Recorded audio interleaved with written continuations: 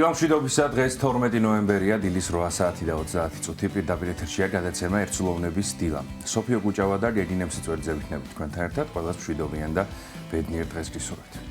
წარმატებულ და ნაყოფიერ დღეს გისურვებთ. რაც შეეხება ჩვენს გადაცემას, ვინ იქნებიან ჩვენ სტუდიის სტუმრები და რა თემებზე ვისაუბრებთ. ამას ოდნავ მოგვიანებით მოგახსენებთ, ვინაიდან ახლა უნდა ვნახოთ საეკლესიო კალენდარი და ერთად შევიტყოთ, რომელ წმინდანებს იხსენიებს დღეს წმინდა მართლმადიდებელი სამოციქულო ეკლესია.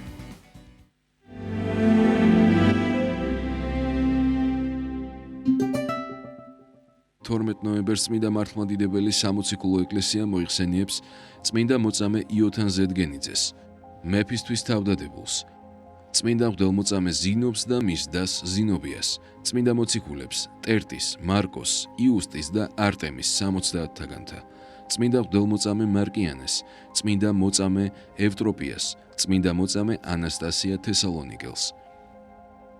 დღევანდელი დღის მფარველი წმინდანების ლოცვით და მეოხებით უფალმა დაიცვას და დაიფაროს სრულიად საქართველო. ამინ.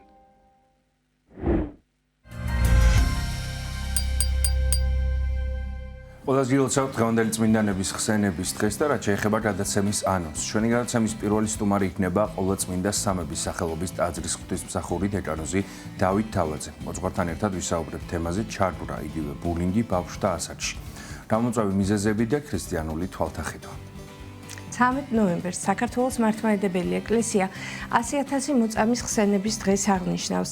ამ დღესთან დაკავშირებით მეტეხის წმინდა 100,000 მოწამის სახელობის ხიდზე 17 საათზე აღევლინება პარაკლისი და თემაზე სასაუბროდ შემოგვიერთდებიან საპატრიარქოს საზოგადოებასთან ურთიერთობის სამსახურის წარმომადგენელი მღვდელი საბა გაზდელიანი და საპატრიარქოს ახალგაზრდული მოძრაობა დავითიანის პრეზიდენტი კოტე სვანაძე.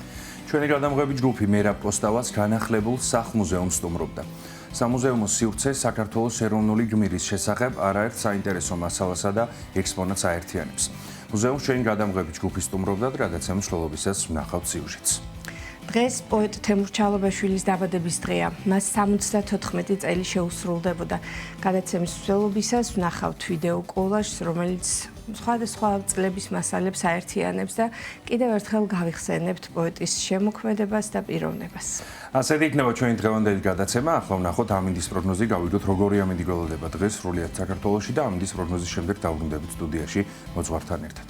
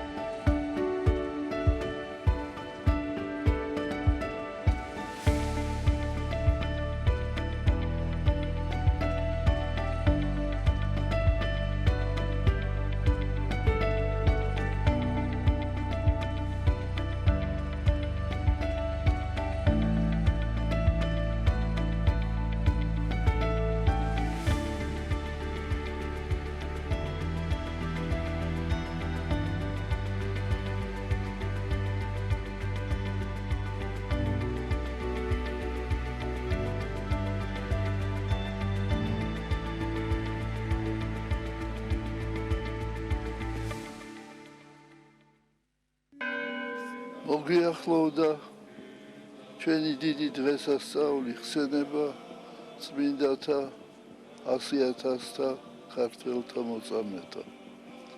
ასეთი მოვლენა, ასეთი რიცხვი მოწამეთა არ ყოფილა არც ერთ ქვეყანაში. მეტეხის ხიდზე შესრულებული იქნება საზეიმო პარაკლისი. 13 ნოემბერი 17 საათი საზეიმო პარაკლისი 100,000 მოწამის სახელობის მეტეხის ხიდზე. ერთად მივაგოთ პატივი ჩვენს გმირ წინაპრებს.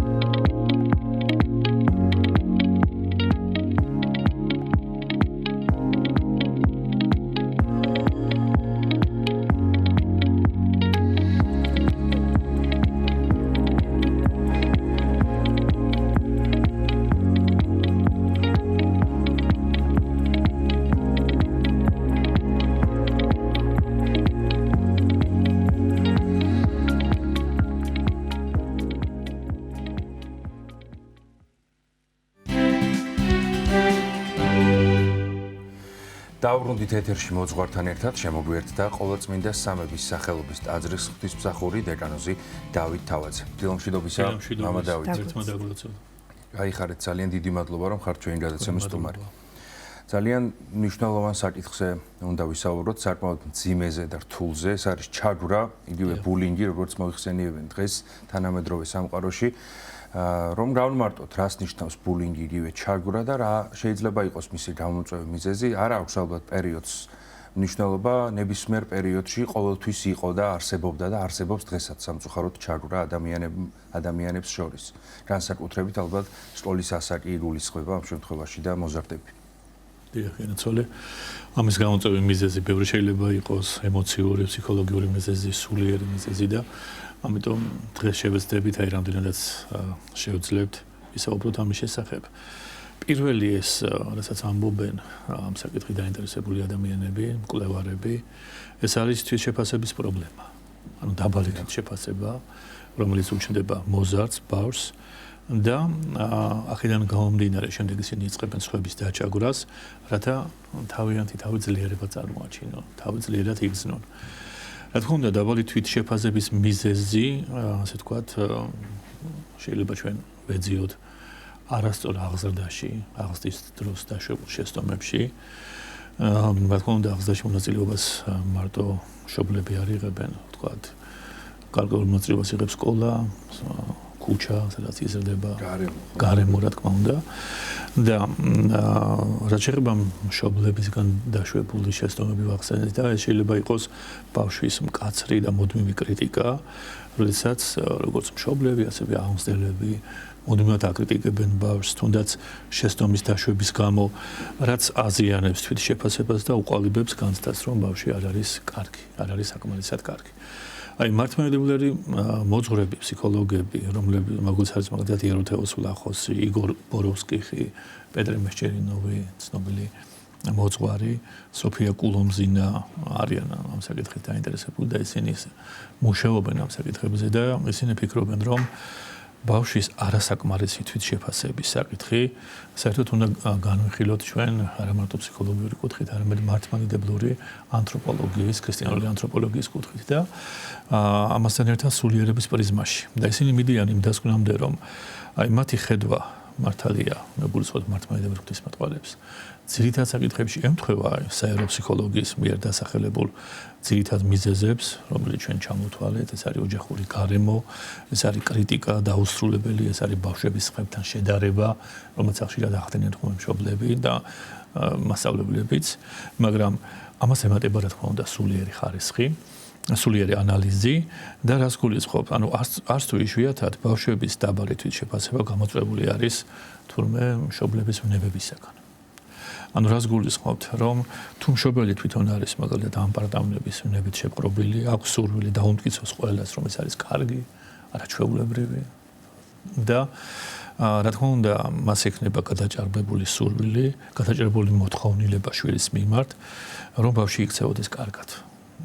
ანუ ბავშვი, ასე ვთქვათ, იქცევა შემდეგ ნელ-ნელა ასეთი მშობლის ეგოცენტრულობის მსხვერპლად და ვალდებულია რომ ასრულოს მისი სურვილები. რა თქმა უნდა, მეორებს მშობლის. რა თქმა უნდა, ამას რა თქმა უნდა მშობელი ამას გაუცნობიერებად აკეთებს ხრის შემთხვევაში, ხო?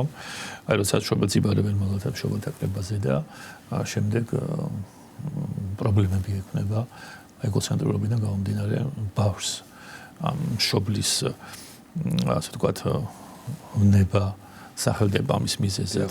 აი ჩვენ ვახსენეთ ზეგან ფსიქოთერაპევტი იგორ ბოროვსკიხი, რომელიც არის ცნობილი ამ მიმართულებით და ის ამბობს, რომ ბავშვების დაბალ თვითშეფასებაზე, როცა საუბრობს, ის ხაზს უსვამს თვითონ მშობლების არასრულფასოვნების კომპლექსს.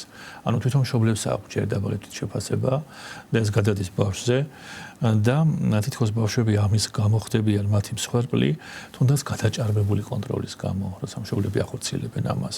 და ასე ვთქვათ, აი გადაჭარბებული კრიტიკა, გადაჭარბებული კონტროლი. აი პეტრე მესჩერინოვი არის ცნობილი მოძღვარი, რომელიც აღნიშნავს, რომ როდესაც მშობლები მუდმივად ადარებენ ბავშვს სხვა წარმატებულ თანატოლს, ასეთ ბავშვი ისინი ყველაფერს თავი დამალებოთ თესავენ მაინც რაღაცნაირად ამ პარტავნების ფესვებს, რომ სხვებს აჯობონ. ანუ დაუშვებელია შეცდომებზე მუდმივი აპელირება და ესეთი ცნობილი მართლმადიდებელი ავტორი როგორც არის სოფია კულომზინა, რომელიც ახსენეთ, ამბობს, რომ ბავშვს ოჯახში ჭირდება უპირობო სიყვარულის განცდა, როგორიც არ უნდა იყოს ის. და გარდა ამისა, წინააღმდეგ შემთხვევაში ბავშვს უყალიბდება არასრულფასოვნების განცდა და გრძნობა იმისი, რომ აი თავს დაკომპლექსებულად გრძნობს სუსტად უღირსად, რის გამოც აი ქვეცნობიერად ცდილობს თურმე ამ დეფიციტის შევსებას და ამიტომ ბულინგი ხდება ერთ-ერთი თუ არა ერთადერთი გზა, რომლითაც იგი იღებს ძალაუფლების განცდას. რომ აი რაღაცას წარმოადგენს და სხვისი დამცირებით და სხვაზე დომინირებით ცდილობს აიმაღლოს საკუთარი თავი სხვების თვალში ან საკუთარ თვალში და ისინი ფიქრობენ, რომ თუ სხვებს მისი ეშინიათ ის სხვები ნაკლებად შეამჩნევენ მის სიზუსტეს. მოკლედ, მაგრამ ახლა გასაგებია ეს ყველაფერი, მაგრამ ჩაგრულმა ბავშვებმა რა დააშავეს, ხო? რომლებსაც უწოდებენ მოწყულად ბავშვებს, რომლებიც არიან მსხვერპლი, ასეთი პიროვნები არც არაფერი არ დაუშავებიათ. ჩვენ უნდა ვიცოდეთ, რომ ბულინგის მსხვერპლი არასოდეს არ არის დამნაშავე, პრობლემა არის ბულერში და პრობლემა არის მოძალადეში ყოველთვის. მაგრამ არსებობს, რა თქმა უნდა, ფსიქოლოგიური ფაქტორები და პრობლემები, რომლებიც ბულინგის მსხვერპლ ბავშვებსაც ახასიათებთ. იქამდე სანამ სწავლება ამ დროს ვამდავით, რომ თქვათ მსხვერპლი, როდესაც ვასწავლით ბავშვს, რომ თქვათ არ უნდა იზაუდოს სხვაზე და აგრესია არ უნდა გამოხატოს და ასე შემდეგ. როგორი არის თავდაცვის მექანიზმი ამ დროს და როგორ უნდა მოიქცეს მშობელი, რომ ბავშვი არც აგრესია არ გააღვივოს, მაგრამ ამავდროულად თან ჩამოუყალიბოს თავდაცვის მექანიზმი. აი პირველ რიგში ჩვენ რაღაც ვახსენეთ ზეღან სანამ ბულინგს განახორციელებენ ასეთ ბავშვებზე, იქამდე აქვთ მათ ფსიქოლოგიური პრობლემები. ამიტომაც ჯერ მშობელმა, რა თქმა უნდა, ყურადღება ამას უნდა მიაქციოს, რომ თუ ბავშვს ეს პრობლემები არ აქვს, ის შეძლებს თავის დაცვას მსგავსი სიტუაციებიდან, ხო?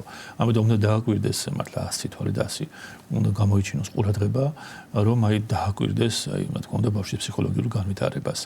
აი, რა თქმა უნდა, რომ ჩვენ რომ წეღან ვახსენეთ ის, რომ დაბალი თვითშეფასება ახსენეთ იმის გამო, რისთვისაც ბავშვები მსხვერპლის ჩაგრულები ხდებიან, თურმე ასე ვთქვათ, იგივე დაბალი თვითშეფასება იმის მიზეზი, რომ ბავშვი ხდება სხვისგან დაჩაგრული და ვერ უწევს ამას წინააღმდეგობას. ეს დაბალი თვითშეფასება, რა თქმა უნდა, იგივეა ეს დაბალი თვითშეფასება. აი ნახეთ, აი მაგალითად, როდესაც ბავშვს აქვს დაბალი თვითშეფასება, როგორც ხვდები, ძალიან ნაკლებად სავარაუდოა, რომ ან წინააღმდეგობა გაუწიოს მჩაგვრელს, ან დახმარება ითხოვოს. აი დახმარებაც რომ ეთხოვოს, ეს არის საუკეთესო გამოსავალი. მაგრამ ამ დაბალი თვითშეფასებიდან გამომდინარე, ამასაც ვერ აკეთებენ ეს ბავშვები და სიცოცხლეა ალბათ მარტო. და ამიტომაც მოძალადისათვის ისინი ასე ვთქვათ, კარგ სამიზნე ხდებიან, ასე ვთქვათ, ხო? და ისეთი ბავშვები, რომლებიც აი ასერტულობის უნარს არ ფლობენ, ანუ არა აქვთ ასე ვთქვათ, მკაფიო არასთქმის უნარი. აი ასეთი ბავშვები ავლენენ შის და უცველობას და ამით კიდევ უფრო იზიდავენ ასე ვთქვათ მოძალადეებს, ხო? აი ნებისმიერი ფიზიკური, ნებისმიერი კულტურული და სოციალური თავისებურება, რომელიც შეიძლება ბავშვს ახასიათებდეს, იყოს შეიძლება ბულინგის ასე ვთქვათ მიზეზი.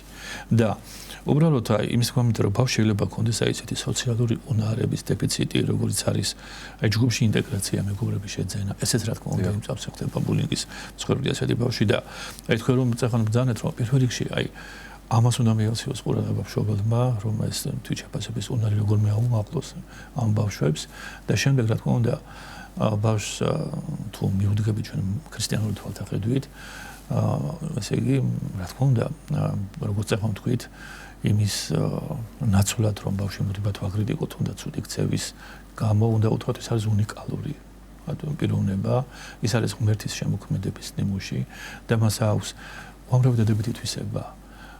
რომელიც მას ღმერთისგან აქვს, უფლისგან აქვს. ანუ განცდა იმისი, ამ ყოველივეს განცდა ასე ვთქვათ, იმეც სასოებას ნუგეს შობს ასეთ ადამიანის და გულში, თვალში და არასრულფასოვნების კომპლექსს, ხო? ანუ ესე იგი, რა თქმა უნდა, პირველ რიგში ჩვენ როდესაც დავინახავთ მსგავს პრობლემებს შვილებთან, უნდა დავეხმაროთ მას ყველანაირად, უნდა გვერდში დაუდგეთ, უნდა მოусმინოთ, არ უნდა უთხრათ, რომ აი მაგალითად ბავშვი გვიყვება რაღაც მსგავს სიტუაციას, თუნდაც რაც მას შეემთხვა, არ უნდა შევაწყვეტინოთ, არ უნდა უთხრათ რომ შენ პასუხი რატომ არ დაუბრუნდე, ხომ? ანუ უნდა მოახდინოთ ბავშვის აღიარება, როგორც ამბენ ოჯახში, მისი დაცვა, მისი მოსმენა, რომ თავი მან იგრძნოს საკუთარ ოჯახში დაცულად. ადგილას, სადაც ის იქნება ყველაზე მშვიდ გარემოში. და ეხლა ისევ, ასე ვთქვათ, ჩაგვრილ ბავშვებს რომ დაუბრუნდეთ, ბავშვი რომ ხედავს თურმე რომ მშობლები, ანუ ოჯახის წევრები აგრესიით წყვეტენ პრობლემებს ოჯახში, ხო? ის სწავლობს იმას, რომ ძალადობა არის მიზნის მიღწევის ერთ-ერთი ფორმა. და ამიტომაც, ასე ვთქვათ, გარდა ამისა, ის ემოციური ცივი გარემო, რომელიც ხანდახან ბავშვი ხდება სკოლაში, ქუჩაში, სახლში, ხომ რა თქმა უნდა ის იწვევს ემპათიის ნაკლებობას და ბავშვს უკვე აღარ შეუძლია სულ ტკივილი იგრძნოს და სულ ტკივილი განიცადოს, ხო? და ესე იგი, გარდა ამისა, ძალიან მნიშვნელოვანია ეს, რომ მშობლები ხანდახან არათანმიმდევრულები არიან, როდესაც ხედავენ მაგალითად ბავშვის ქცევას, არათანმიმდევრულად სჯიან, ან საერთოდ არ სჯიან. არ ასეთი არის ასეთი და ეს რა თქმა უნდა ამ დროს ბავშვი თუმე ვერ ითვისებს საზღვრებს თუ სადგადის საზღვრები ხომ ის ასე ვთქვათ ქცევის და რაც შეეხება ასე ვთქვათ ბულინგის მსხვერპლ ბავშვებს ხო როგორც წესი თურმე ისინი აი როგორც გითხარით ხშირ შემთხვევაში თვითონ განიცდიან ოჯახში ბულინგს და მცირებას რის გამოც ასე ვთქვათ იღებენ მძიმე ფსიქოლოგიურ სტრესს და როგორც წესი ასეთი ბავშვების ასე ვთქვათ ემოციები არ არის ოჯახში აღიარებული, როგორც მოგახსენეთ და ასე ვთქვათ, თუნდაც ის რომ მშობლები არ აძლევენ ასეთი ბავშვებს გადაჭრან პრობლემები თავისი დროს უკვე წამოიზრდებიან, ესეც არის რომ ერთ-ერთი პრობლემა ამ ბავშვებისათვის და გარდა ამისა ჩვენ გვაქვს გენეტიკური მიდრეკილებაც მშობლებისგან, მოწყობისგან, შფოთისგან, ესეც არის ძალიან მნიშვნელოვანი გამომწვევი მიზეზი, რომ არაფერი ვთქვათ იმაზე, რომ არსებობს რა თქმა უნდა უამრავი ბავშვი ჩვენს გარშემო, რომლებიც განიცდიან ყურადღების დეფიციტს, აუტისტური სპექტრის ბავშვები არიან, ხო? და რატომ გეუბნებით ამას ის რომ ჩვენ რა თქმა უნდა როცა ვცდილობთ რომ ყოველივე ამას შევხედოთ ქრისტიანული თვალთახედვით და ქრისტიანული კუთხით ასე ვთქვათ ვცდილობთ რომ ამაში დავინახოთ ასე ვთქვათ გამომწვევ მიზეზზე დავასახელოთ არა მხოლოდ ფსიქოლოგიური ფაქტორები არამედ თუნდაც სიამაყე და ამპარტავნება ხო აი როცა მაგალითად ბავშვს უჩნდება და სხვისი დამცირების მოთხოვნილება ხომ ამ დროს ამპარტავნება უბიძგებს მას რომ თავის სხვაზე მაღლა დააყენოს ხო ეს არის ამასაც უნდა მიექცეს ყურადღება. აი, მაგალითად, ამ დროს ბავშვი რა თქმა უნდა ვერაცნობიერებს იმას, რომ ყველა ადამიანი არის ღმერთის ხატი და მას პატივი უნდა სცეს. ხო? და როგორ გააცნობიერებს თუ არ ასწავლე. ხო? ახლა დღევანდელი მშობლების რამდენი პროცენტი დაიდებს გულზე ხელს და იტყვის, რომ ჩემ ბავშვებს მე ეს ვასწავლე და არა მარტო ვასწავლე, არამედ საკუთარი მაგალითით დავანახე. ხო ეს ყველაფერი. ხო, ყველა კვირას ხელზე ჩაკიდებული მიმყავს წირვაზე და მასთან ერთად ვდგები. ხო ამას ეს არის რა თქმა უნდა ძალიან დიდი პრობლემა ანუ ბავშვი სხვას უკვე აღარ აღიქვამს როგორც თანასწორს არამედ აღიქვამს ობიექტს რომელმიც უნდა მოემსახუროს მის ამბიციებს და ამიტომაც ასე ვთქვათ აი მართლმადიდებელი ფსიქოლოგები ამბობენ რომ ამის მიზეზი არის ის რომ ესე იგი ბავშვს თურმე შურს ხანდახან იმისი რაც აქვს მსხვერპლს აი მაგალითად შეიძლება ბავშვს კონდეს სიყვარული, სიკეთეც, პოპულარობაც და ამ სხვისი ჩაგვრის მიზეზი შეიძლება იყოს შური და ესეც ხონება. ხო? ამიტომაც ესე იგი დაბალი თვითშეფასება ხშირად არ არის საკმარისი, თქვათ, ამ პრობლემის დასახასიათებლად. აქ მივდივართ აუცილებლად ამ სულიერ პრობლემებზე, რაც არის თუნდაც უნება, იმიტომ რომ ახლა ჩვენ აბელისა და კაინის მაგალითი რო ვახსენოთ, წარმოიდგინეთ ახლა არ მგონია რომ დაბალი თვითშეფასება იმიტომ ქონდა, თქვათ, კაინს რომ სტრესულ გარემოში ზდიდა მას ადამი და ევა, ხო? მაგრამ ათოს დარას უზამს თუ ბუნება მარუშველა ხო არის ნათქვამი და გარდა ამისა, ასე ვთქვათ, აქ სულიერ პრობლემაზე მივდივართ, რა თქმა უნდა და ამას ხშირ შემთხვევაში ყურადღებას არ აქცევენ დღეს მხოლოდ ფსიქოლოგიურ ფაქტორს ითვალისწინებენ და არის დაუსრულებელი ფსიქოლოგებთან ვიზიტი, რომელსაც რა თქმა უნდა შედეგი არ მოაქვს. ქრუშვალედი არის დასაცავი მშობლის მხრიდან, რომ შულს როდესაც ცდილობ აუმაღლო თვითშეფასება, ამავდროულად არ დააზიანო ის და რას გულისხმობ ის, რომ შეიძლება ზედმეტი ამპარტავნება გაუჩნდეს ამ დროს ბავშვს და თავის სხვებზე მაღლა იგრძნოს, ასე ვთქვათ, სულ ქებაში, როდესაც არის რომ საუკეთესოა, ყველაფერს კარგად აკეთებს და ასე შემდეგ და ამ დროს შეიძლება სკოლაში მას დახვდეს მართლა ბევრად უფრო უკეთესი შესაძლებლობების და უნარჩვევების ბავშვი დააჯობოს თქვათ ხომ ამა თუ იმ საგანში ან ქცევაში ასე შემდეგ და ამ დროს უკვე ვთქვათ თვითონ ბავშვი ხდება მსხვერპლი გამომდინარე იქიდან რომ ოჯახიდან არასწორი აღზრდიდან გამომდინარე წინააღმდეგობას ხვდება სკოლაში და ამ პარტავნებასთან ერთად იჩენს სწორედ ის შური თავსაც რომ მასზე უკეთესი თურმე ვიღაც შეიძლება არის და აბსოლუტურად მართალი ბრძანდებით მაგით უნდა მეთქვა ზუსტად აი ჩვენ ზეღარვასთან ფსიქოლოგებთან ეს გაუთავებელ ვიზიტებმა შეიძლება შედეგი არ მოგცეს იმას კი არ გულისხმობ რომ ეს ცუდია უბრალოდ იმას გულისხმობ რომ ერთობლივი მოქმედება იქნება გარდა ამ ფსიქოლოგიური ჩარევისა აი ამ სულიერი საზდოს მივაწოდოთ ამ დროს მშობლებსაც და ბავშვებსაც აი ძალიან მნიშვნელოვანია ამ დროს ბავშვებთან კი არა მშობლებთან საუბარი რომ მშობლები აცნობიერებენ რა არის ამის გამოწვევი მიზეზები და აი მაგალითად გარდა ამისა არის ერთი მომენტი რომ აი როდესაც აი მაგალითად ამბობენ ასე მართლმადიდებელი მასწავლებლები და ღვთისმეტყველები ფსიქოთერაპევტები რომ აი ბავშვი რომელიც ასე ვთქვათ ოჯახში განიცდის უსამართლობას როგორც ჩვენ ვთქვით და კრიტიკას ძალადობას ხომ ის ვერ ბედავს მშობლებზე ბრაზის გადატანას და ამიტომ ბრაზი გადააქვს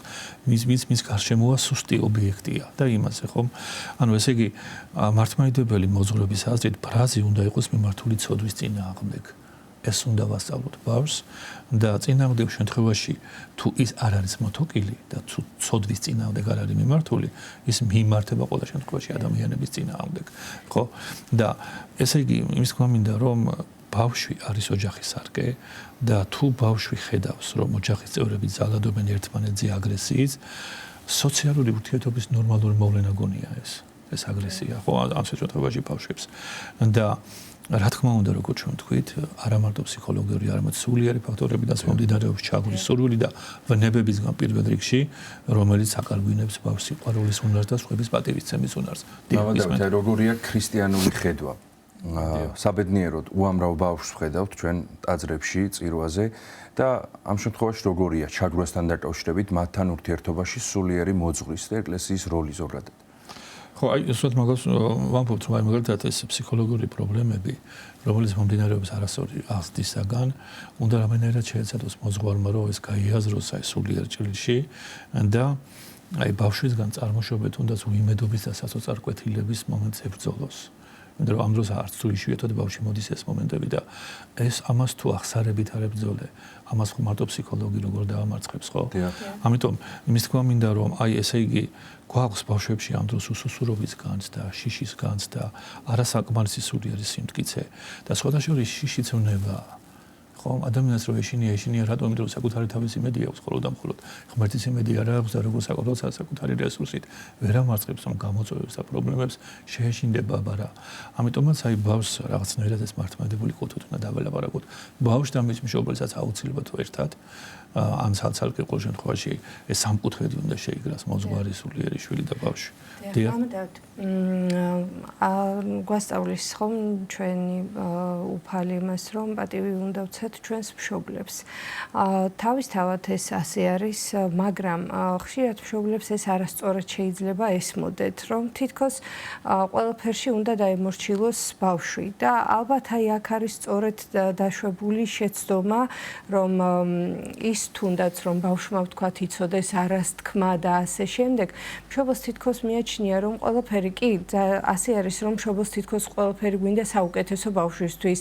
შეიძლება გადამეტებული და გადაჭარბებული მზრუნველობაც გამოვირჩინოთ ხო ბავშვის მიმართ და ყველაფერში მის ნაცვლად მივიღოთ გადაწყვეტილება რომ ეს შეჭამოს, ეს ჩაიცვას, ეს გააკეთოს, აქ ამა თუ იმ წრეზე შევიდეს და ასე შემდეგ და ბავშვი თუ გაუწევს წინააღმდეგობას ასეთ შემთხვევაში შეიძლება მან ეს პირიქით ძალიან უარყოფითად გამოავლინოს შვილის ასეთი დამოკიდებულება და უთხრას რომ არა მე შენზე უკეთ ვიცი რა გჭირდება რა არ გჭირდება ასე შემდეგ ხო აი ხომ არასწორად ხომ არ ესმის მშობელს სწორედ ეს რომ ანუ პატივისცემა ეგულისხმებოდეს უპირობო მორჩილებად ასე მართალი ბრძანდებით თქვენ აი ფაქტობრივად უპასუხეთ კიდეც ამ კითხვას იმიტომ რომ რა თქმა უნდა ესეა, იმიტომ რომ როგორც ახსენეთ ეს ეკოცენტრულობა მშობლებისა და თვითონ ვნებები მოქმედებს გადადის რა თქმა უნდა შვილებზე და რა თქმა უნდა მშობელია მას სიყვარულით აკეთებს ბჭყალებში, ხო?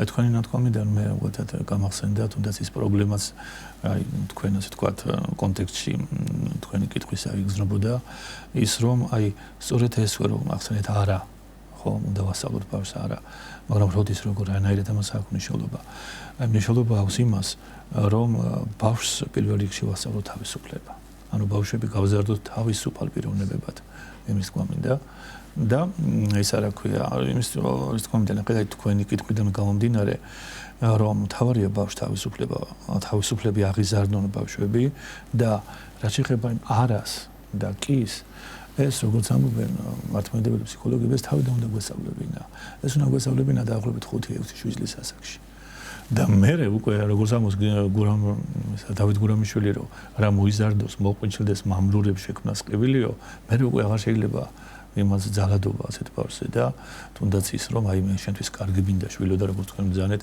ესე უნდა გააკეთო როგორც მე მინდა ის უნდა გამოხვიდე როგორც მე მსურს ხო ანუ ესე იგი მაგრამ იმის თქმა მინდა რომ ეს გამოუვალი მდგომარეობა არ არსებობს საერთოდ დავინახეთ რომ შეცდომა დაუშვით ამ მიმართულებით ამ დროს მშობლებმა უნდა გააზრიეროს ლოცვა უნდა თქვას პატიება უნდა თხოვოს ღმერთს პატიება უნდა თხოვოს თვითონ შვილს და ილოცოს და რა ის რომ ასე ვთქვათ სამკვდრო სასიცოცხლო ბრძოლაში ჩაერთოს შვილებთან.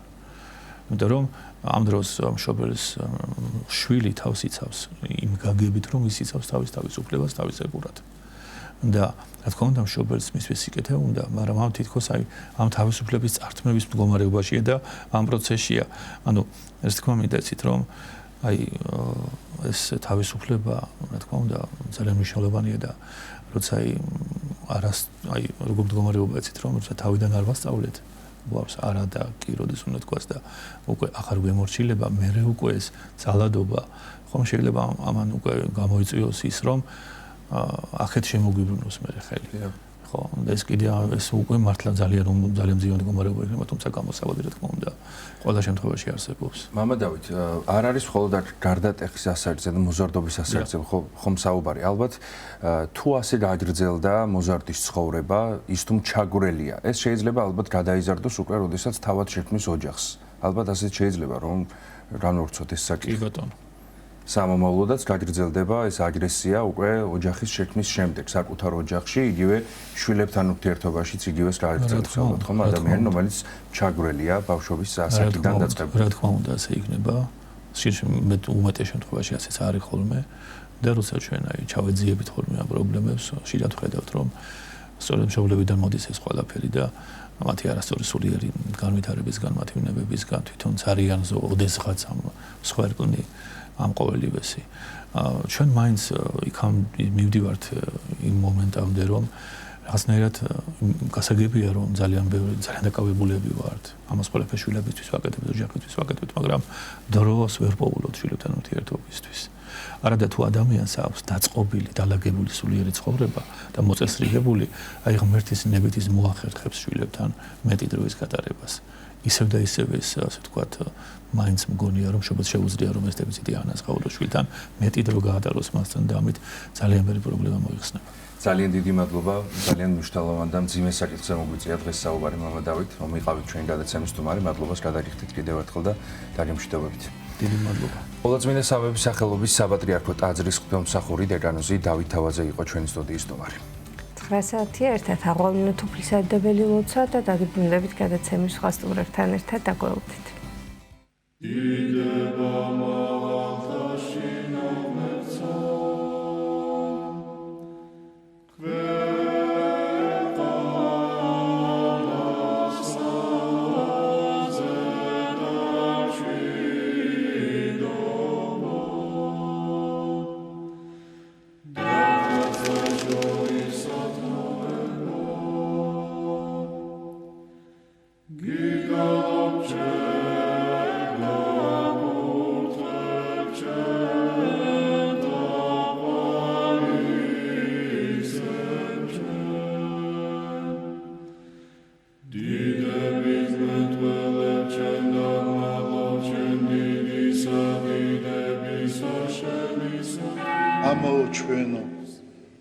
სურმელი ხარ ცათაშინა, წმინდა იყავ სახელი შენი, მოვედინ სუფევა შენი, იყავ ნება შენი, ვით არცა ცათაშინა, ეგრეცა ქვეყანასა ზედა, პური ჩვენი არსობისა, მომეც ჩვენ დღეს და მომიტევენ ჩვენ თანანადებნი ჩვენი, ვით არცა ჩვენ მიუტევებთ თანამდებთა მათ ჩვენთა, და ნუ შემიყანებ ჩვენ განსაცდელსა, არამედ მიხსნენ ჩვენ ბოროტისაგან.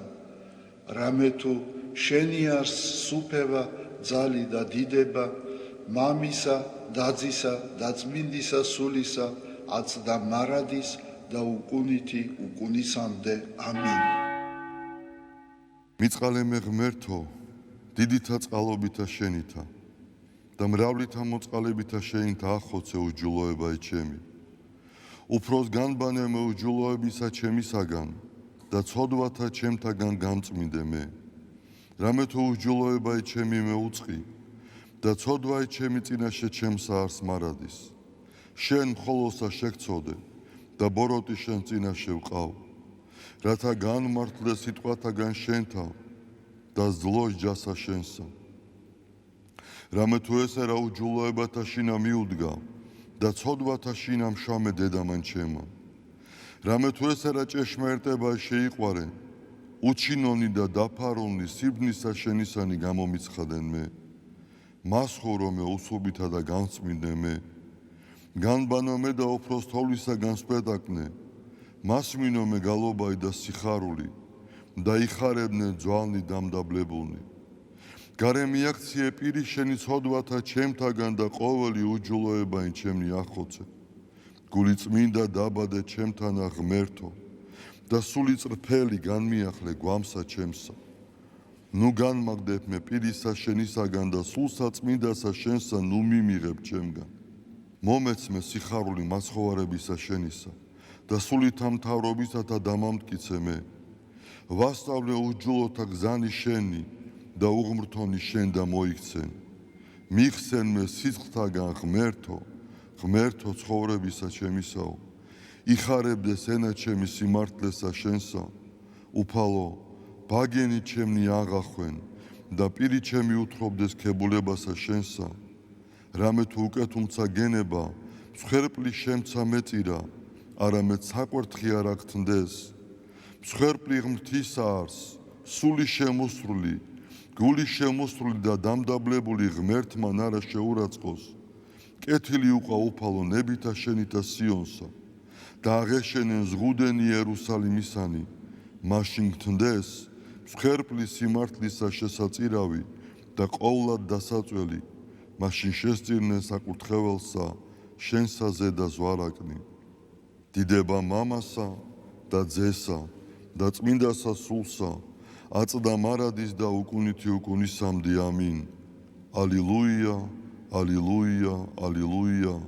დიდება შენ და ღმერთო. ალილუია, ალილუია, ალილუია. დიდება შენ და ღმერთო. ალილუია, ალილუია, ალილუია. დიდება შენ და ღმერთო ჩვენო, დიდება შენ და. ღვთისმშობელო ქალწულო გიხაროდენ, მიმადლებულო მარიამ უფალი შენთანა. კურთხეულ ხარ შენ დედათა შორის და კურთხეულ არს ნაყოფი მუცლისა შენისა. რამე თუ მაცხოვარე გვიშევ სულთა ჩვენთა. უფალო დიდება შენ და გადაარჩინე და გამთლიანე საქართველო. უფალო დიდება შენ და გადაარჩინე და გამთლიანე საქართველო. უფალო დიდება შენ და გადაარჩინე და გამთლიანე საქართველო. Amen.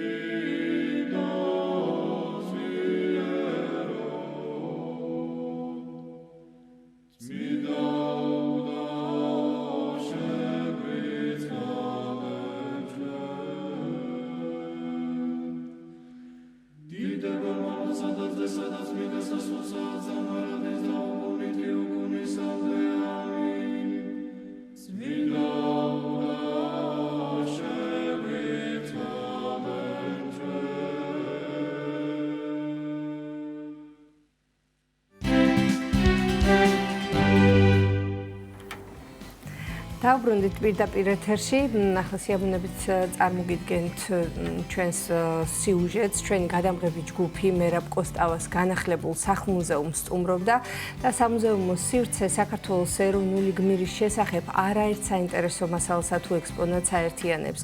მუზეუმს ჩვენი გადამღები ჯგუფი სტუმრობდა, როგორც უკვე მოგახსენეთ და ნახოთ სიუჟეტი.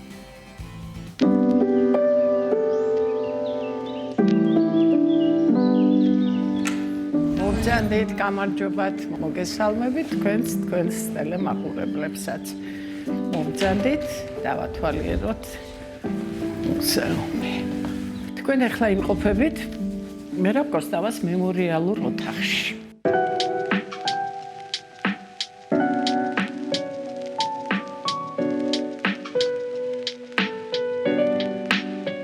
ეს იყო მისი სამუშაო, მისი საძინებელი ოთახი. აქ მეცადინეობდა ბავშვობაში. დედამისმა შეუძინა ეს როიალი და მას შემდეგ მერაბი მჭიდროდ არის მუსიკასთან დაკავშირებული. მოგეხსენებათ, მერაბი თავად მუსიკათმცოდნე იყო განათლებით. აქვს დამთავრებული კონსერვატორია მუსიკის ისტორიის სპეციალობით და ამ ხაზით მუშაობდა ის არაერთ სამუსიკო სკოლაში. აქვე გახლავთ მისი საწერი მაგი და თავისი ნივთებით, რომელზედაც ის მუშაობდა. აქ იწერებოდა ყველა საპროტესტო წერილი, ის ნაწარმოებები, რაც მან შექმნა. აქ მაგიდაზე აუცილებლად ჰქონდა ბიბლია, მისი ტელეფონი, საბეჭდი მანქანა. ამ ოთახში იბეჭდებოდა არალეგალური ჟურნალები, თითო კადრი, თითო ფურცელს ასახავდა, შემდეგ აქ გამადიდებლით წერდით ამ ტექსტს, შემდეგ იბეჭდებოდა მემანქანის მიერ და ამის შემდეგ იკინძებოდა ეს ჟურნალი და ვრცელდებოდა. საგანგებოდ მინდა შევაჩერო თქვენი ყურადღება აი ამ ნიშაზე, სადაც გვაქვს გამოფენილი მისი ხელნაწერი ნოტები. იმ პერიოდში, როდესაც გამოვიდა ასპარეზზე მერაბ კოსტავა, იგალობებოდა მხოლოდ რუსული საგალობლები, ტაძრების უმეტესობა დაკეტილი იყო და წირვა მიმდინარეობდა რუსულ ენაზე.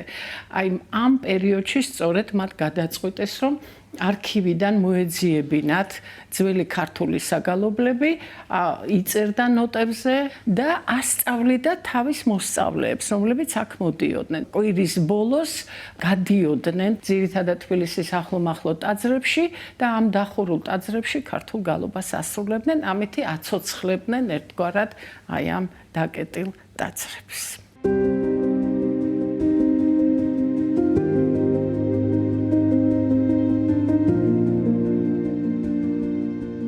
ჩვენ ვიმყოფებით მერაბ კოსტავას მემორიალური მუზეუმის სასადილო ოთახში. ეს სახლი ეკუთვნის ბაბუამის ვლადიმერ დემურიას. აქ ხედავთ თქვენ არალეგალურ კუთხეს, სადაც არის მისი საბეჭდი მანქანა.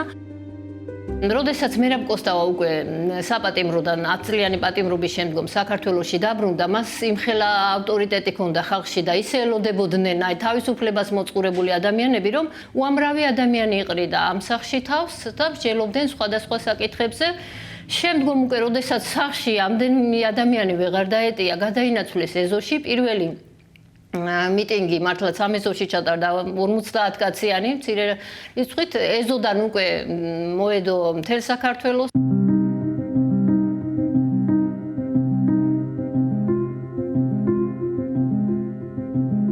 ჩვენ ახლა ჩავდივართ ჩვენი მუზეუმის ერთ-ერთ მნიშვნელოვან სივრცეში, პირობითად შექმნილ საკანში, რომელშიც დაგათვალიერებინებთ მერაბ კოსტავას ციხიდან ჩამოტანილ ნივთებს. აქ არის მართლაც მნიშვნელოვანი სივრცე, რომელიც ასახავს მის 10 წლიან პატიმრობას.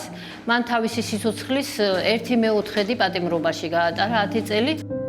აქ თქვენ ხედავთ ზვიად გამსახურდიას წერის, რომელიც მან მერაბ კოსტავას პატიმრობის დროს მისწერა და წერს, რომ გთხოვ 90-1000 ფსალმუნი ხმამაღლა იკითხო, შენ იცი როგორი ჯავშანია ისო და როგორი დამცავია ადამიანისთვისო. აქ არის პირობითად შექმნილი რუკა, დახატული რუკა, რომელზეც მისი პატიმრობის, საპატიმროს ადგილებია დატანილი, რომელიც ვარსკვლავებით არის აღნიშნული და როგორც ხედავთ, აი პირველი პატიმრობა პერმში 3 წლიანი პატიმრობა ქონდა მას მისჯილი და 2 წელი თავისუფალი გასახლება. აქ ყველა ის ექსპონატია გამოფენილი, რომელიც მას საპატიმროს დროს ქონდა, მისი სპორტული ჩასაცმელი, პატიმრობაში გადაღებული ფოტოები.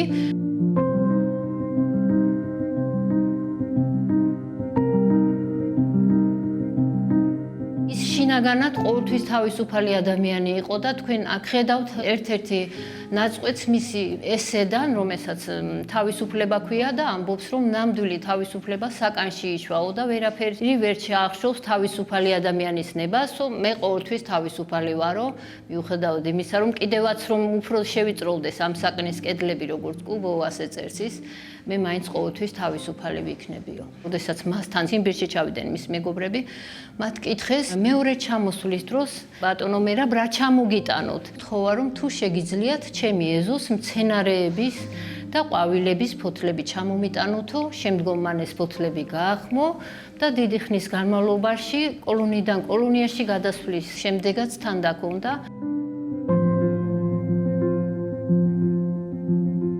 ეს გახლავთ ერთ-ერთი ასევე ექსპოზიციის მნიშვნელოვანი ნაწილი. მერაბ კოსტავამ წმინდა ილია მართლის საზოგადოება დაარსა, რომლის ხელმძღვანელის თავად გახდათ. ერთ-ერთ წერილში ის წერს, რომ ჩვენ პირობითად თქვით, რომ უკვე თავისუფალ საქართველოში ვცხოვრობთო და აი ეს არის იმ პასპორტის მაკეტი, რომელიც ამ დროს შექმნეს და რომელიც მართლა ძალიან საინტერესოა. არის ასევე გამოფენილი განცხადებები პატიმრების მიერ დაწერილი, რომლებიც თხოვდნენ მას, რომ დახმარებოდა. ერთ-ერთი პირველი იყო, რომელმაც დააყენა მოთხოვნა იმის შესახებ, რომ ქართველ პატიმრებს და ასევე წვევამდელებს საქართველოში უნდა მოეხადათ სასჯელიც და სავალდებულო სამხედრო სამსახური.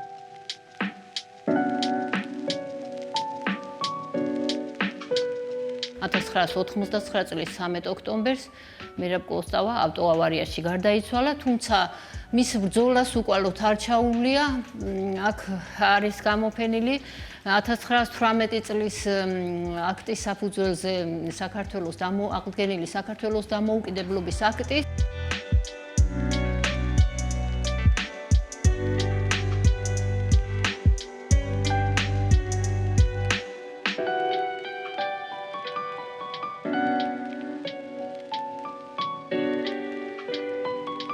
აკედეზე გამოფენილია ის დეპეშები, რომელიც არა მარტო ქართველმა ხალხმა, აქ არის მსოფლიოს სხვადასხვა ქალაქებიდან გამოგზავნილი დეპეშები, რომლებიც გამოგზავნეს მერაბ კოსტავას გარდაცვალებასთან დაკავშირებით იმ ადამიანებმა, რომლებიც თვითონ ვერ დაესწრენ მის დაკრძალვას და მათ თავიანთი წუხილი სწორედ აი ამ ფორმით გამოხატეს.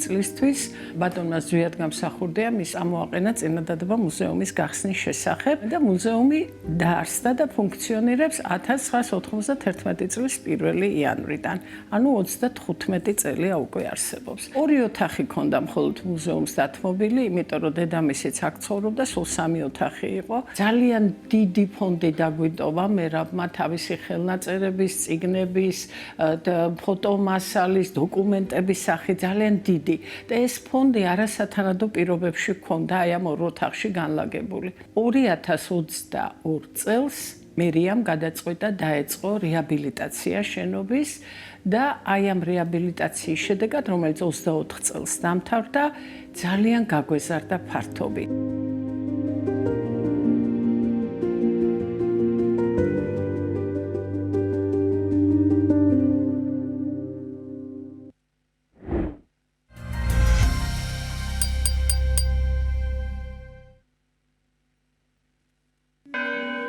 მოგიახლოვდა ჩვენი დიდი დღესასწაული ხსენება წმინდათა 100,000-თა ქართველთა მოწამეთა.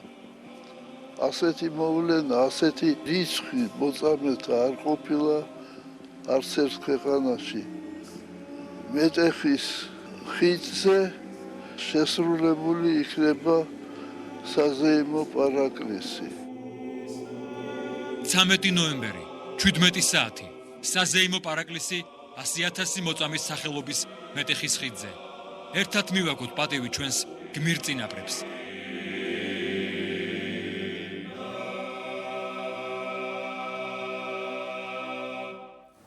ხვალ 13 ნოემბერია, 13 ნოემბერს საქართველოს მართლმადიდებელი სამოციქულო ეკლესია 100,000 მოწამის ხსენების დღეს აღნიშნავს. ამ დღესთან დაკავშირებით მეტეხის წმინდა 100,000 მოწამის სახელობის ხიდზე 17 საათზე აღევლინება საზეიმო პარაკლისი. თემაზე სასაუბროდ შემოგვიერთდა საპატრიარქოს ახალგაზრდული მოძრაობა დავითიანის პრეზიდენტი კლოტე სვანაძე. დილომშვიდობისა კლოტე. დილომშვიდობის. წინასწარ გილოცავთ ხვალინდელ დღეს და დიდი მადლობა რომ ხართ ჩვენი გადაცემის სტუმარი.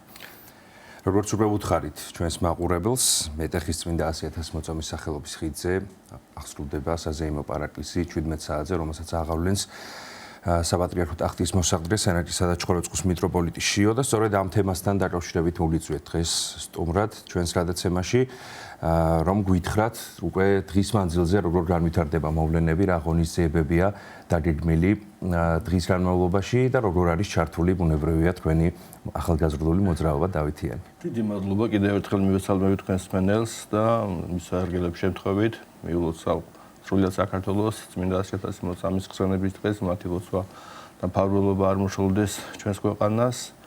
ტრადიციად იქცა უკვე ბოლო თითქმის უკვე 2 ათეული წელია, როდესაც მასშტაბურად აღინიშნება ჩვენი გმირი წინაპრების ხსენების დღე, უბრალოდ იმ ადგილას, სადაც მათი წამება მოხდა.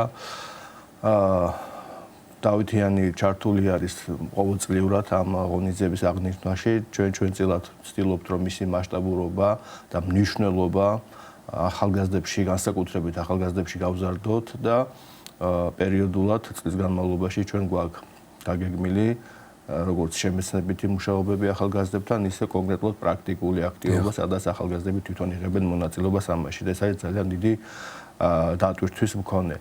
შემიძლია არ აღვნიშნო, რომ წლიდან წლამდე იზრდებოდა და იზრდება ხალხში ეს განცდა, რომ მათი წინაპრები, რეალურად ჩვენი წინაპრები არიან სწორედ ამ დიდი მონაპოვარის ავტორები, რომელსაც დღემდე შენარჩუნებულად მოაქვს ჩვენთვის მართლმადიდებლური წმენა და ამას განსაკუთრებული პატივის მიღება ჭირდება, როგორც პატრიარქი ბრძანებს.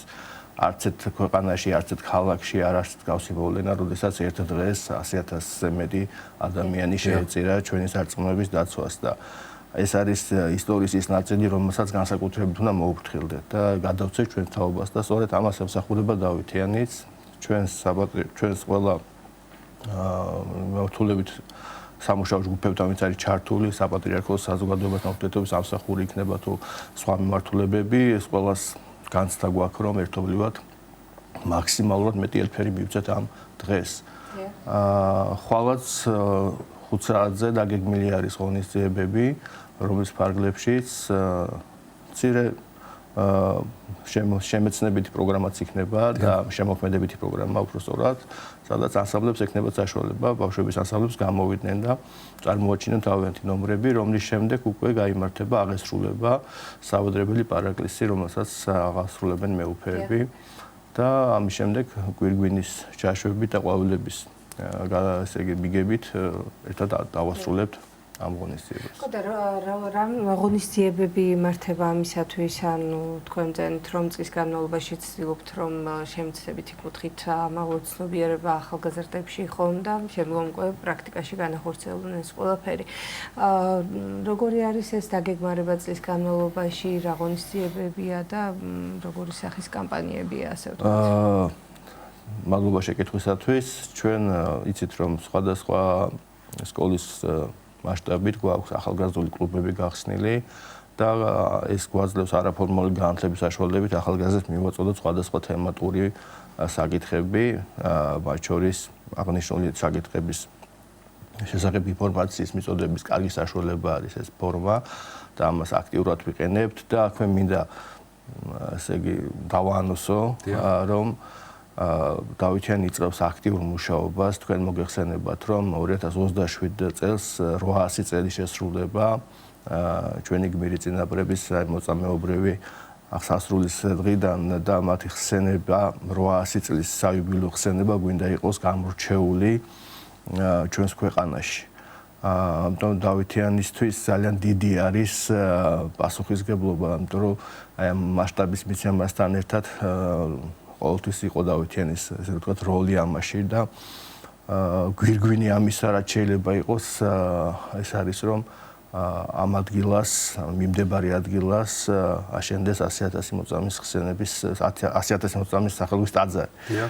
და სწორედ აი ამ მიმართულებით დავითიანი გააქტიურდება უახლოეს პერიოდში, რომ 800 წლის საიუბილეო თარიღებთან დაკავშირებით ღმერთის ნება თუ იქნება მოვახდინოთ საქართველოს ყველა მოსახლეობის მობილიზება, რომ ერთად კიდევ ერთხელ გავერთიანდეთ უფლისადიდებლად და ისტორია, ახალი ისტორია დაიწეროს თითოეული ქართველის მიერ, რომელიც თავისი მცირედი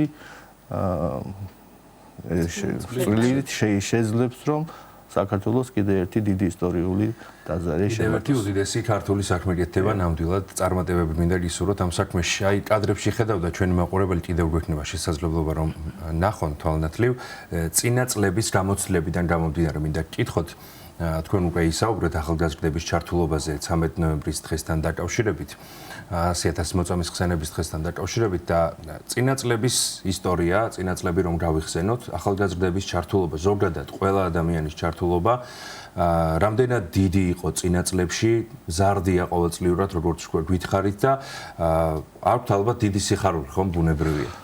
ყოველთვის არის ეს დამოკიდებულება, რომ კონკრეტული მონაწილეობის სურვილი აქვს, სადაც როდესაც ახალგაზრდებს შექმნის საშუალება ექნებათ, რომელიც მათ ცხოვრებაში რაღაცა განსაკუთრებულ დღედ დარჩება და აი ამაში თანამონაწილეობის სურვილი ძალიან დიდი არის. განსაკუთრებით იმ პერიოდში, როდესაც აი ახალგაზრდებს უკვე გარდატეხის პერიოდი აქვს, თავის დამკვიდრების პერიოდი აქვს და ამ ეტაპში რაღაც საქმეში წერტვებიან, უფრო მეტ პასუხისმგებლობას გრძნობენ და შესაბამისად დავითიანს ყოველთვის აქ ეს განცდა, რომ მეტი ახალგაზრდისთვის იყოს ეს კარი ღია და ნებისმიერი ღონისძიება იქნება ეს 100,000 მოწამის ხსენების დღე თუ სხვა მასშტაბური ღონისძიება, ჩვენი ახალგაზრდები დიდი სიხარულით ერთვებიან ამაში და უბრალოდ ბოლო პერიოდში რაღაც ცვლილობების მიმართულებით არ ქონდა ჩვენ დატვირთვა კოვიდის მერე ძალიან შეიცვალა ეს სურათი, თუმცა როგორც მოგახსენეთ, აი საიუბილეო წლისთვის ალბათ გრანდიოზული ღონისძიებები მოეწყობა. კოვიდის პერიოდი ამ შემთხვევაშიც იყო ალბათ, ხომ? თავისთავად რაღაც ხელის შემშლელი ფაქტორი. თქმა უნდა, შეცვალა თლიანად ფორმატი ჩვენი. ეს წლებთან ერთად თუ შეიძლება ალბათ სამომავლოდ ამ კუთხითაც თუ შეგვიძლია რომ რამე დავაანონსოთ. მომდევნო წლებში რამდენად არის შესაძლებელი რომ კიდევ უფრო მეტად ფართომასშტაბიანი აი სწორედ ეს ამას ვფიქრობთ რომ აი მომავალ წელსაც და განსაკუთრებით 2027-ში საქართველოს მასშტაბით მოხდეს დაგეგმვა ისეთი ღონისძიებების რომელიც ყველას სულთან მივა და ყველას ეს განცდას და პატრიოტიზმის ერთი ასად კიდე გაათმაგებს. რამდენად არის შესაძლებელი კოტა ის რომ საქართველოს მასშტაბით ვინაიდან საუბრობთ რომ ჩაერთვებიან ხომ მოსახლეობა საინტერესო არის გარდა იმისა რომ თბილისში არის საშუალება რამდენიმე სკოლაში რომ თქვენს ორგანიზაციაში გაწევრიანდეს ხომ მსურველი რეგიონების მასშტაბითაც რომ მოხდეს მათი ჩართვა და უფრო მეტი ლოკაცია იყოს იმისათვის რომ შეიკრიბნონ ახალგაზრდები. ძალიან კარგი შეკითხვა და ამისთვის გულმა გიგზნოთ ალბათ. ჩვენ ძალიან მალე 13 ნოემბრის მერე დავაანონსებთ დავითიანში გაწევრიანების ღია მიღებას. მსგავსი პრაქტიკა აქამდე ჯერ არ ვქონია, უფრო დაახურული მიღება ვქონდა ხოლმე, თუმცა იმიტომ რომ ძალიან დიდია მოთხოვნა დავითიანის პროგრამებში მონაწილეობის, არა მარტო თბილისში, არამედ რეგიონებში, ჩვენმა გუნდმა მიიღო გადაწყვეტილება, რომ ღია წევრობაზე დაფუძნებულ ფორმაზე გადავიდეს და ყველა იმ ახალგაზრდას, რომლებიც გული ანთებულია საქმის კეთებით, ქვეყნის სიყვარულით და მსახურების სურვილით, მივცეთ საშუალება, რომ უფრო ერთად გავაკეთოთ ეს ყველაფერი ჩვენი ქვეყნის საკეთილდღეო და ჩვენი სარწმუნოების დასაცავად და სიმტკიცეს და ერთობა ძალიან დიდი მნიშვნელობა ექნება განსაკუთრებით რეგიონების მასშტაბით და უახლოეს პერიოდში მზად გვაქვს უკვე შესაბამისი პროგრამები სარეგისტრაციო ფორმების და მადლობა რომ ამის დაანონსების საშუალება მოგვიწევთ. მალე გამოვაქვეყნებთ ამას. მანამდე ვთქვათ თბილისში რა ხდება, ანუ ვისაც ვთქვათ ახლა გვიყურებს და სურვილი აქვს რომ ჩაერთოს ამ ღონისძიებებში, როგორ ხდება მათი ჩართვა? ჩვენ მოგვიწევთ საშუალება ბოლო 2 წლის განმავლობაში სამების ლავრის ტერიტორიაზე გაგვეხსნა არაფორმალური განათლების ცენტრი დავითიანის, სადაც მეტნაკლებად დიდი სივრცე არის და აი დღემდე არის განსაკუთრებით აი სკოლის მოსწავლეებისგან და უკვე სტუდენტებისგანაც ძალიან დიდი მოთხოვნა, რომ რაც შეიძლება მეტი პროგრამა იყოს მათთვის ღია. და ასაკიც თქვათ ხო? ეს ასაკი ძირითადად არის მე-11 კლასელები და აბიტურიენტები, ერთი მიმართულება. ჩვენ უკვე წინა გადაცემაშიც ვისაუბრეთ, რომ დავაანონსეთ კულტურული მემკვიდრეობის კომიტეტის გახსნა, სადაც დარეგისტრი და დაახლოებით სწორად გეტყვით 63 ახალგაზრდა, რომელსაც პირველ ეტაპზე მეტის მიღების საშუალება არც ჰქონდა, გადაჭარბებაა, მაგრამ ესეც რომ ამდენი დარეგისტრირდა, უკვე იმაზე მეტყველებს, რამხელა განცდა ახალგაზრდებში, რომ მეტ საქმეში იყვნენ ჩართულები და დავითიანს კიდე აქვს ბევრი დაგეგმილი სიახლე, რომელსაც აი წლის განმავლობაში ნელ-ნელა მოვგაცვით, იმიტომ რომ ფართოდ ვაპირებთ გავხსნათ, ესე რომ ვთქვათ, ახალგაზრდული ფრონტები საქართველოს მასშტაბით ჩვენი ქვეყნის აგითელდღეოდ. აუცილებლად მოგვიწევს ჩვენს მომდევნო გადაცემებში ამ თემაზე საუბარი. საუბრის ბოლოს კიდევ ერთხელ შევახსენოთ ჩვენს მაყურებელს ხვალინდელი დღის მნიშვნელობის შესახებ, რომ 17 საათზე აღარ ვინება საზეიმო პარაკლისი და აუცილებლად უნდა შევიკრიბოთ მეტეხის წმინდა 100.000 მოწამის სახელობის ხიდზე. კი ბატონო, ეს არის თითოეული ჩვენთაგანის მოვალეობა და ვალი ჩვენი გმირი წინაპრების მიმართ, რომ მოვიცალოთ 1 საათი და საათლებით, ყვავილებით და ჩვენი ლოცვით ერთად მივაგოთ პატივი ჩვენი გმირი წინაპრების დღეს. ძალიან დიდი მადლობა. კიდევ ერთხელ გილოცავთ წინასწარ ხვალინდელ დღეს და დაგემშვიდობებით და გისურვებთ წარმატებებს. საპატრიარქოს ახალგაზრდული მოძრაობა დავითიანის პრეზიდენტი კოტე სვანაძე იყო ჩვენი სტუდიის სტუმარი. დღეს პოეტ თემურ ჩალობაშვილის დაბადების დღეა და მას 74 წელი შეუსრულდებოდა.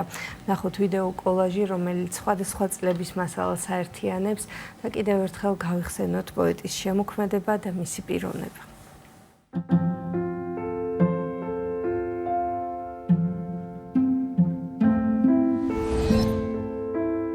ვიცი გადამრევს საფხულის წვიმა და წუთი სოფლის ზანტი ეტლები. ასე ყოფილა დიდი ხნის წინათ, ასე შეშლილან სხვა პოეტები, ვიცი გამამხელს სადმე ცდულება, დრო ჩამემსხვრევა თვალში სიზმრებად, ქარი წამოვა ვითერ დგულება და შენსკენ მავალ შემეხიზნება, თეთრი ქედნები მასხედან მხრებზე, ვიღაც მაკავებს ცისკრის დაფებით, თქვენ ჩემში პოეტს ამაოთეძებთ. მე მხოლოდ სურვილს ვეთაბანშები, ვიცი გადამრევს საფხულის წვიმა და წუთი სოფლის ზანტი ეტლები. ასე ყოფილა დიდი ხნის წინათ, ასე შეშლილან სხვა პოეტები.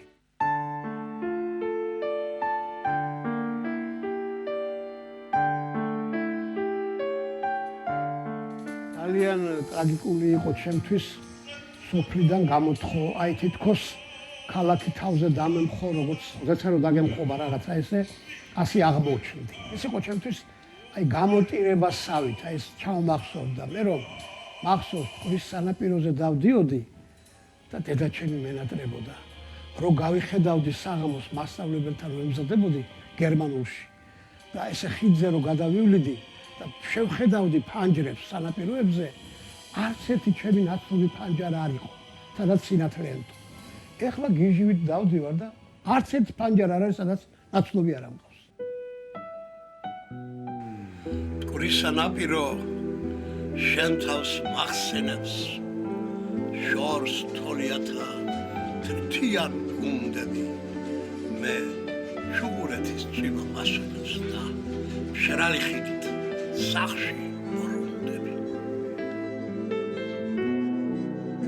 შენ წამოიწყე დაიგვიანეს და შუგზზე გაჩნდნენ ოშკის ბზარები ეგებემაკ ხელს ერთად ხატავდნენ ბექა და ბეშქენ ოპის ზარები ხრთოდნენ შენი ხმის მინანქარები როგორ ჩანჩქერი კლდიდან ვარდნილი და არწიული შენი თვალებით მეხატებოდა წინაო თანდილი მღეროდი რაღაც სულ სხვა თილისმით თითქოს ბგერებით ტაძარს ხატავდი თავზე გეხურა ზეცად თბილისის რომლის მიწაზეც ამოთავთავდი შენ წამოიწყე დაიგვიანეს ყური მოჰკრეს და აღარ დარდობენ და ის პატარა წყემსი ბიჭები კახეთის მთებში დანავარდობენ შენ წამოიწყე დაიგვიანეს და შუბზე გაჩნდნენ ოშკის ბზარები ეგებ ემაგ ყელს ერთად ხატავდნენ ბექა და ბეშქენ ოპეზარებს. დიდი მადლობა.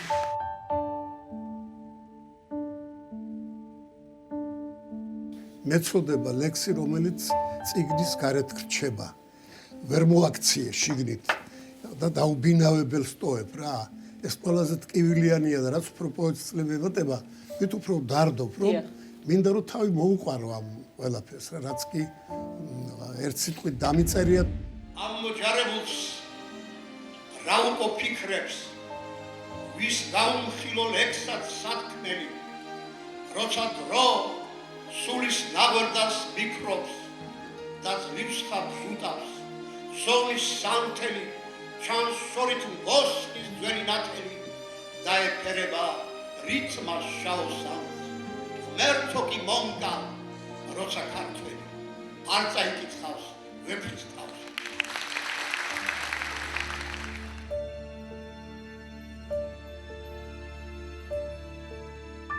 არა დიდი კაბინეტიდან მომზირალი და 90 წიგნის ავტორი ტომეულების. არამედ სულ რამოდენიმე წიგნის, მაგრამ მეტად რამოდენიმე ლექსის ავტორად დავრჩე ბოლომდე და ეს იქნება ჩემი უდიდესი ბედნიერება.